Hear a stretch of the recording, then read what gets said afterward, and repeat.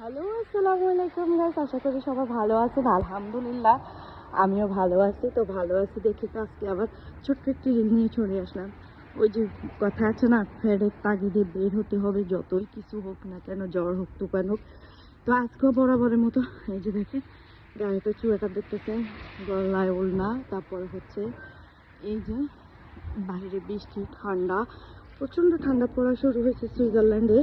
তো ঠান্ডা পড়লেও করার কিছু নাই, আমাদের জীবনের তাগিদে বের হতে হবে, কাজ করতে হবে, কাজ করে খেতে হবে। কাজ ছাড়া উপায় নেই। আমরা যারা বিদেশে আছি আসলে আমাদের কাজ ছাড়া উপায় নেই। বাংলাদেশের মানুষ কত শান্তিতে আছে তাই না, কত শান্তিতে ঘুমায়। কাজ করে করে আমরা আমাদের মতো প্রবাসীরা দেশে টাকা পাঠায়, তারা খায় আর আরামে ঘুমায়, তাদের কোনো টেনশন নেই। তো ঠিক আছে, সবাই ভালো থাকবেন, সুস্থ থাকবেন। আল্লাহ হাফেজ, বাই বাই।